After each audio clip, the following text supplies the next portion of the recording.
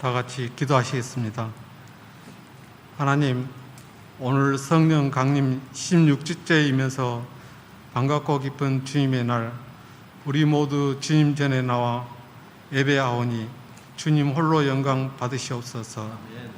하나님, 우리는 인간의 옷을 입고 세상의 죄악과 더불어 살아갈 수 없는 나약한 존재입니다.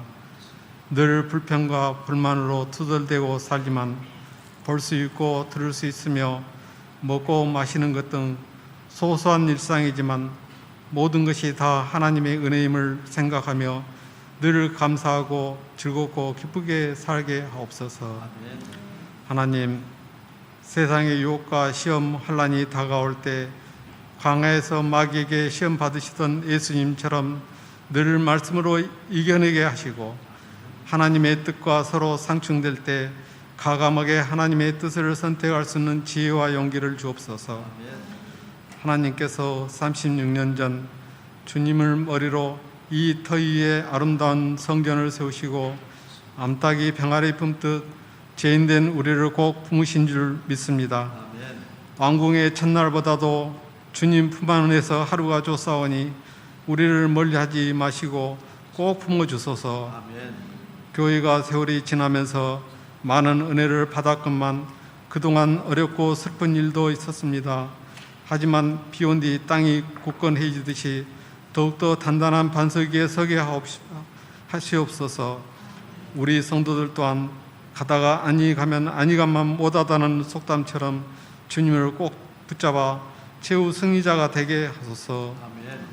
우리 성도들 일상을 살아가는데도 부족함이 없도록 항상 찬이 넘치도록 채워주시고 늘 천국의 기쁨을 맛보며 살게 하시고 늘 나보다 어렵게 사는 자들에게 관심과 사랑으로 돌보는 일에 소홀함이 없도록 행하게 하여 주옵소서. 우리 성도들, 청년들과 다음 세대에게 사랑을 베풀며 믿음의 선진답게 본을 보이게 하시고 세대 차이는 있지만 청년들과 다음 세대는 잘 배우고 익혀서 하나님 안에서 늘 올바른 꿈과 비전에 도전하는 자들이 되게 하옵소서. 하나님, 우리 성도들 중에 원치 않게 아픈 성도들이 있습니다. 세상의 방법으로는 치료하지 못해도 주님이 직접 만져주사 아픈 몸과 마음이 치유되게 하옵소서. 하나님, 이 나라 임족을 위해 기도합니다. 오늘날의 이정자들을 바라볼 때 출애굽 당시에 완악한 바로를 보는 것 같습니다. 하나님께서 10가지 재앙을 내리고 그것도 모자라 홍해를 건너던 이스라엘 민족을 뒤쫓다가 결국 홍해에 많은 군대가 몰살하던 모습이 오버랩되고 있습니다. 민심은 전심이라 했는데 그들의 완악한 마음을 깨달아 하나님의 진리에 순종하는 자들이 되게 하옵소서. 하나님, 우리 교회에서 10월 애정인 부흥회와 신방, 항종직 선출 등에 하나님께서 함께하여 주시어 우리의 신앙을 다시 한번 가다듬고 나아가게 하시며 교회와 하나님 나라를 위해 꼭 필요한 사람이 선정되게 하옵소서.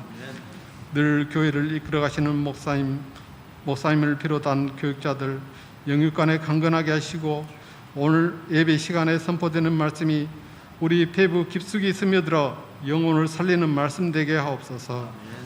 오늘 예배를 위해 성가대, 차량봉사, 교사, 장소, 안내 등으로 수고하고 있는 성도들이 있습니다. 이들의 섬김과 헌신을 받아주시고 축복하여 주옵소서. 오늘 예배가 하나님께서 기뻐 받으시고 우리는 넘치는 은혜로 채워지는 성공적인 예배가 되기를 원하오며 예수님 이름으로 기도드립니다. 아멘.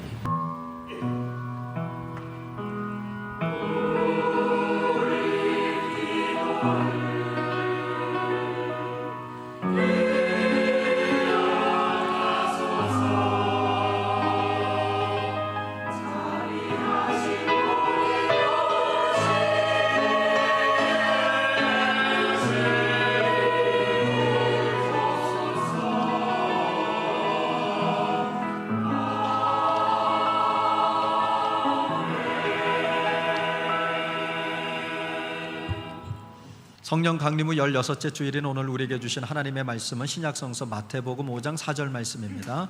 마태복음 5장 4절 말씀입니다. 신약성서 5면에 있습니다. 마태복음 5장 4절 말씀 다 찾으셨으면 한 목소리로 합독하실 때 살아계신 하나님의 음성을 들으실 수 있기를 바랍니다. 같이 합독합니다. 시작. 애통하는 자는 복이 있나니 그들이 위로를 받을 것이며. 아멘. 이는 살아계신 하나님의 말씀입니다. 이제 이 시간 시온 찬양대 찬양이 있겠습니다.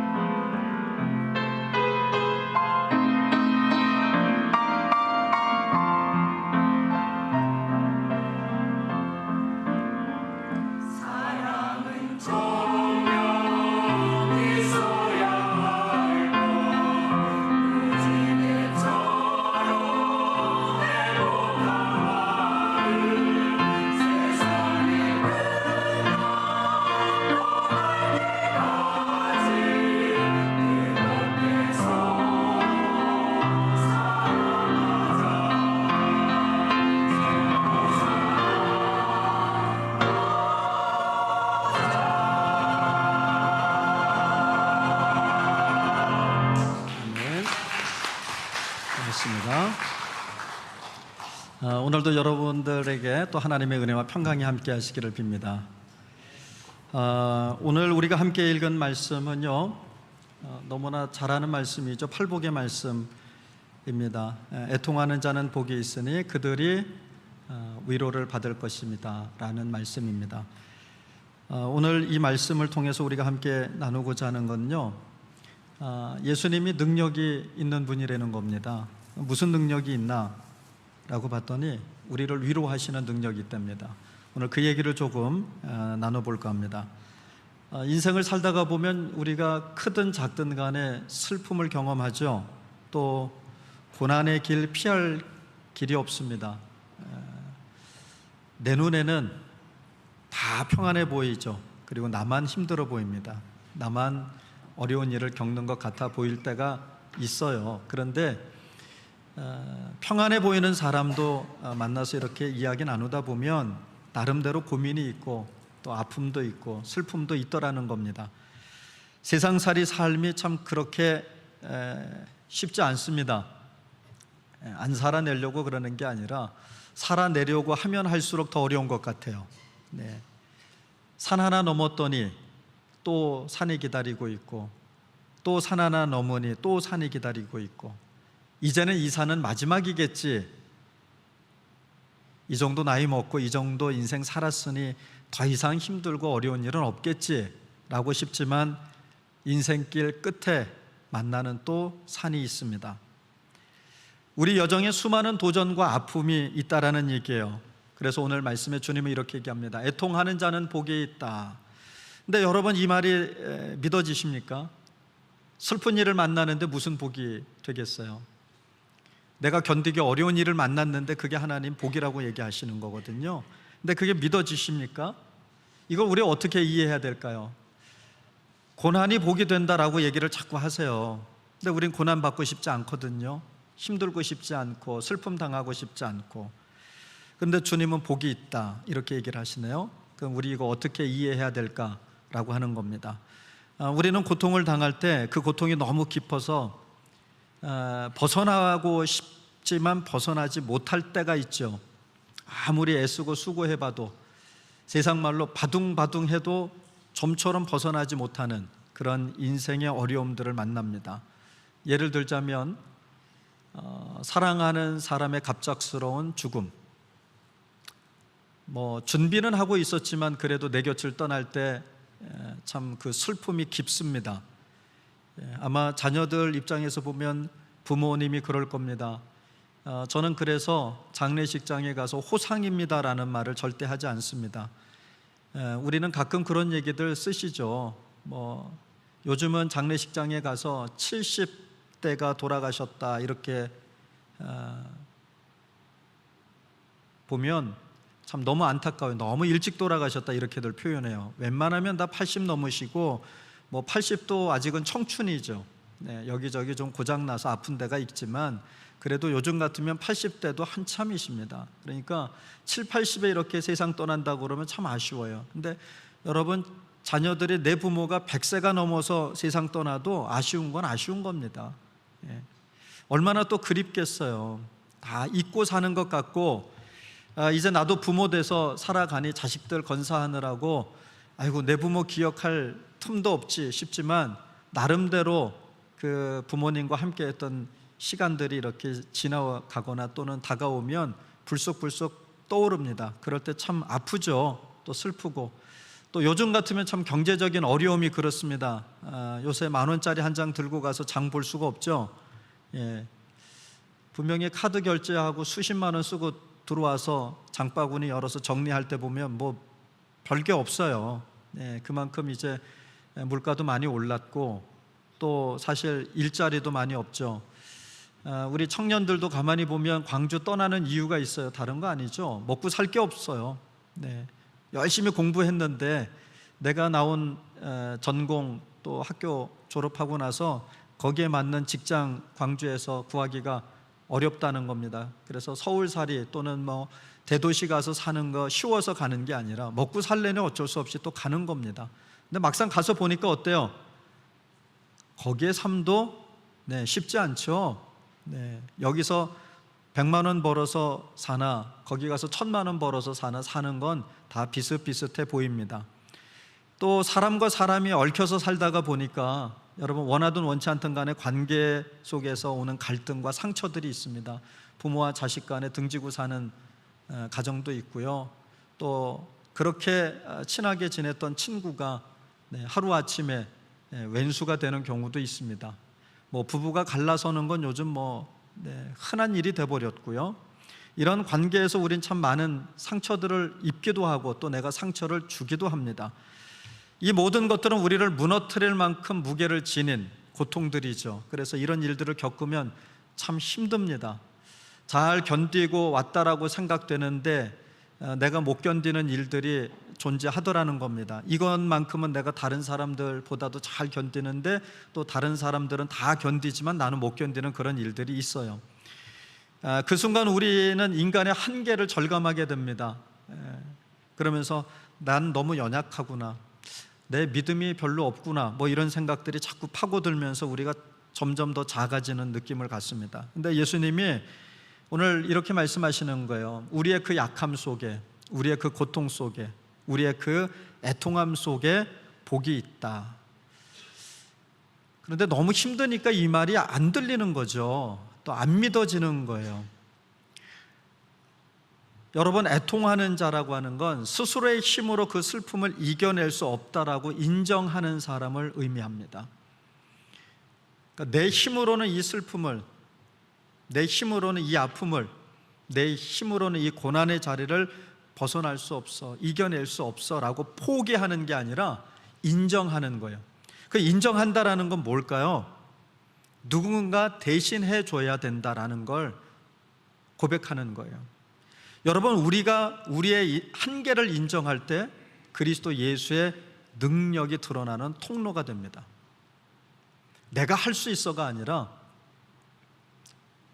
내가 할 수 없어 라고 고백할 때 거기에서 예수 그리스도의 능력이 나타나요. 우리의 약함이, 우리의 슬픔이, 우리의 고난이 예수님을 만나는 계기가 됩니다.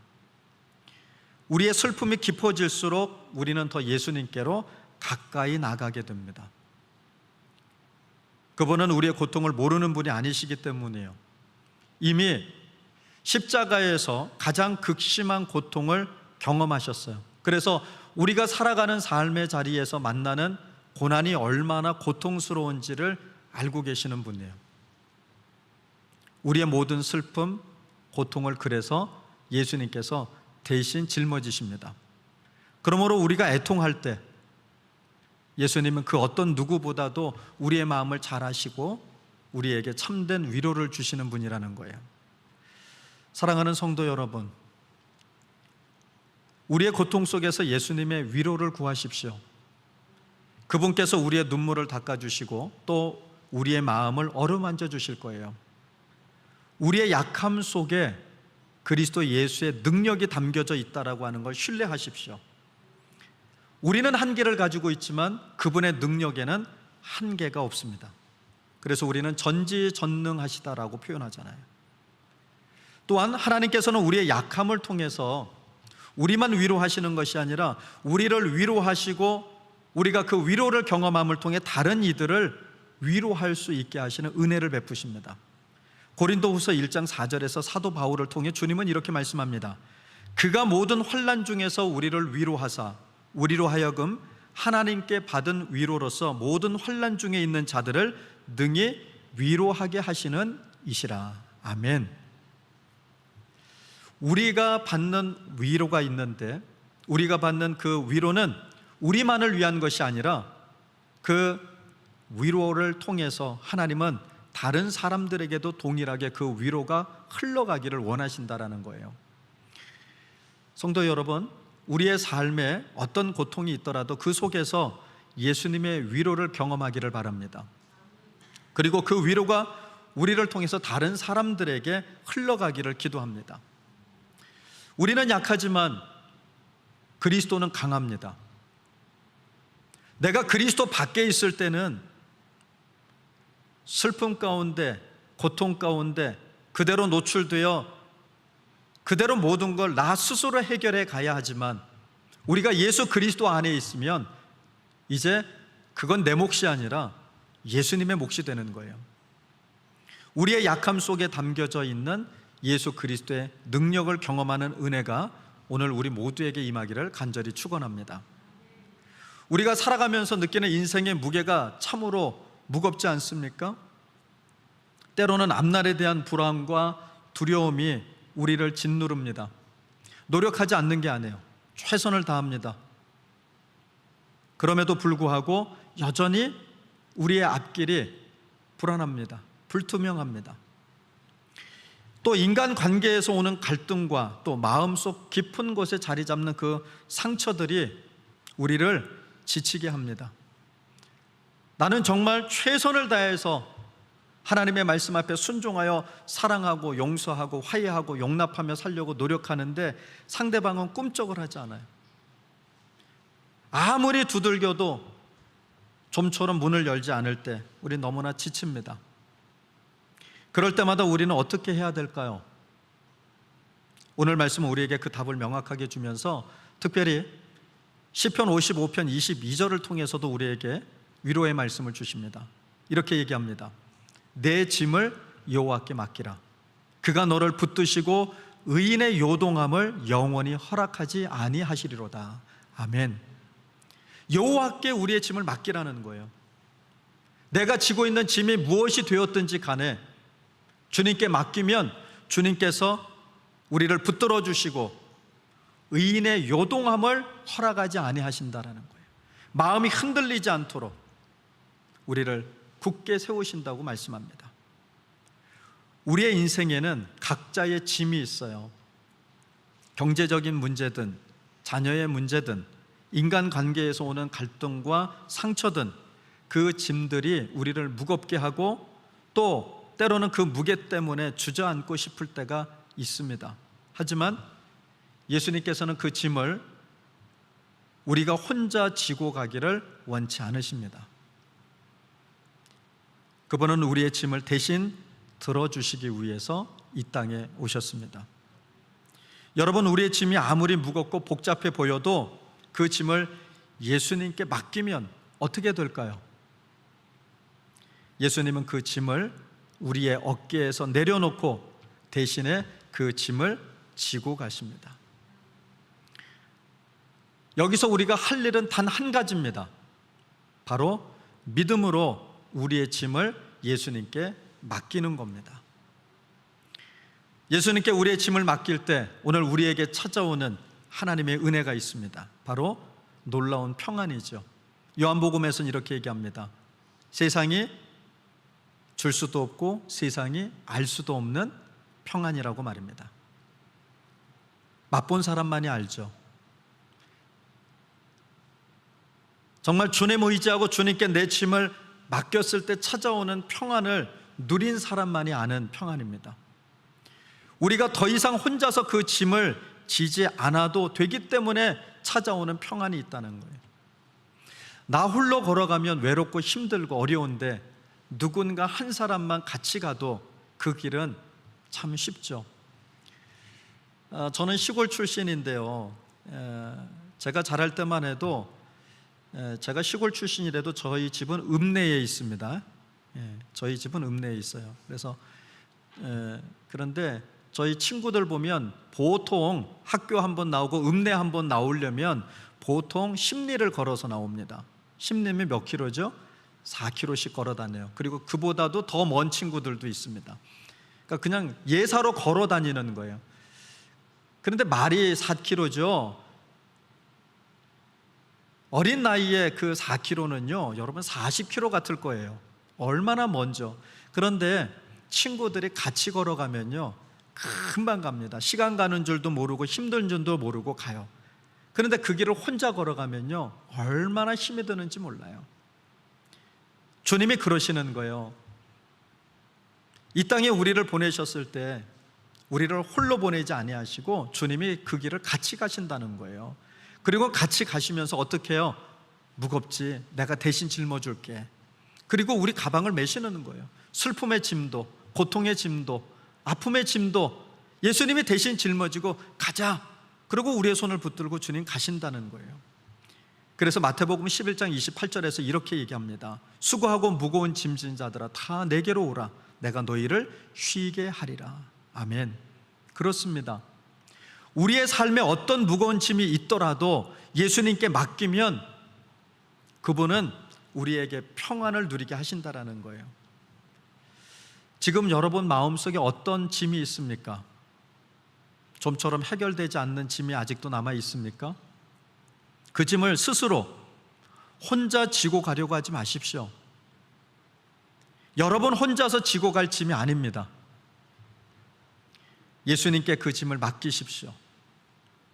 이렇게 말입니다. 예수님, 제가 지고 가는 짐이 너무 무겁습니다. 도와주세요. 예수님, 제가 너무 아픕니다. 도와주십시오. 예수님, 제가 너무 슬픕니다. 도와주십시오. 이렇게 기도하면 예수님께서는 여러분들을 붙들어 주실 겁니다. 그분의 손길이 여러분의 삶에 안정되게 하실 거예요. 시편 55편 22절 말씀처럼 의인의 요동함을 영원히 허락하지 아니하시는 예수님께서 저와 여러분의 삶을 붙드시는 줄로 믿습니다. 우리 고백을 드리면서 이렇게 한번 찬양해 보실까요? 오늘 우리를 향해서 주님이 말씀하십니다.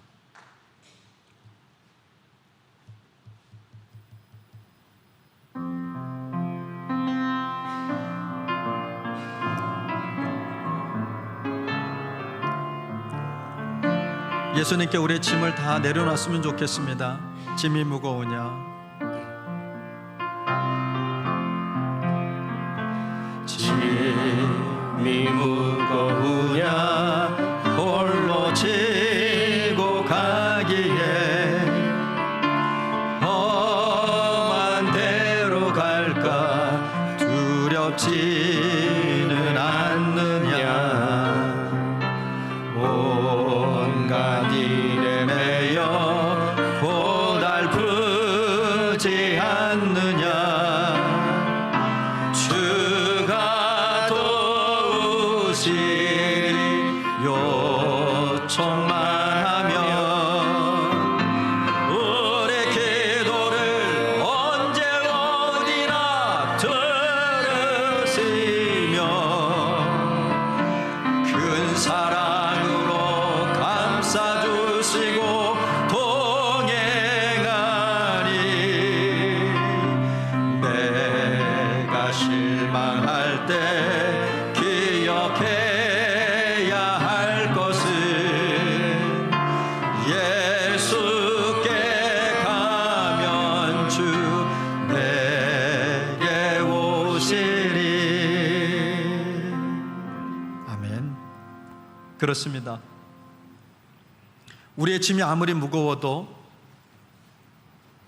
여러분 예수께로 가면 주님이 우리의 짐을 대신 짊어지신다고 약속합니다. 예수님께 모든 걸 맡기는 믿음의 삶을 살아갈 수 있기를 바랍니다.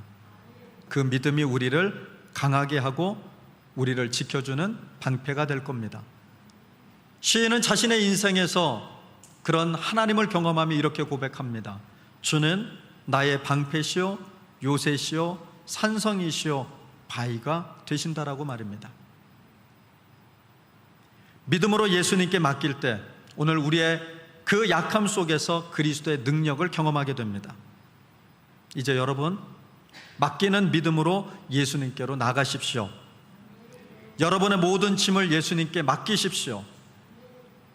그분께서 여러분들의 짐을 대신 들어주실 것입니다. 그리고 여러분의 삶 속에서 예수님의 평안을 누리게 하실 겁니다. 그분의 인도하심을 신뢰하는 믿음의 삶을 살아가시기를 바랍니다. 오늘 주님은 우리에게 애통하는 자는 복이 있다. 그리고 애통하는 자에게 위로를 주시는 분이라고 말씀합니다.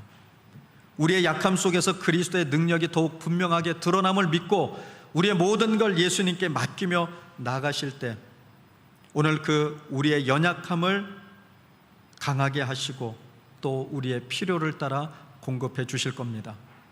그저 우리는 우리의 약함을 인정하면 됩니다. 힘들면 힘들다고, 슬프면 슬프다고, 아프면 아프다고 인정하면 됩니다. 그리고 이렇게 기도하십시오. 주님 도와주십시오. 한번 따라서 해볼까요?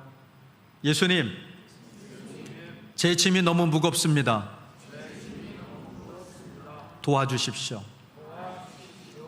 그러면 여러분들에게 우리 예수 그리스도께서 그 짐을 대신 지시고 세상에 알 수도 줄 수도 없는 하나님만이 주시는 참된 평안을 저와 여러분의 인생 가운데 허락해 주실 줄로 믿습니다. 이제 우리의 약함을 예수님께 맡기며 나갑시다. 우리는 내일이 두렵고 불확실한 미래가 걱정되지만 예수님께 맡길 때 주님은 우리의 길을 인도하실 겁니다. 우리 안에 계신 그리스도의 능력으로 우리는 어떠한 상황에서도 승리할 수 있습니다. 그저 우리는 예수님께 맡기기만 하면 된다는 겁니다. 기도하겠습니다. 사랑의 하나님, 우리의 연약함 속에서 역사하시는 주님을 찬양합니다. 우리의 모든 두려움과 짐을 주님께 맡깁니다. 요즘처럼 불확실한 미래 속에 고통을 받을 때도 없었던 것 같습니다. 더러는 전쟁도 이겨냈고 깊은 기근과 굶주림도 이겨냈는데 요즘 찾아드는 우리의 심령 가운데 불안함을 이겨낼 길이 없습니다. 점점 더 어려움을 겪습니다. 마음의 폭풍우가 일어납니다. 우리가 어찌해야 될지 알지 못하지만 오늘 주님이 애통하는 자는 복이 있나니 그들이 위로를 받을 것이라고 약속하셨기에 오늘 그 약속을 붙들고 우리의 모든 짐을 주님께 맡기며 나아갑니다. 주님, 우리의 짐을 대신 져 주십시오. 우리를 도와주십시오. 그리고 우리에게 하늘의 평안을 주십시오.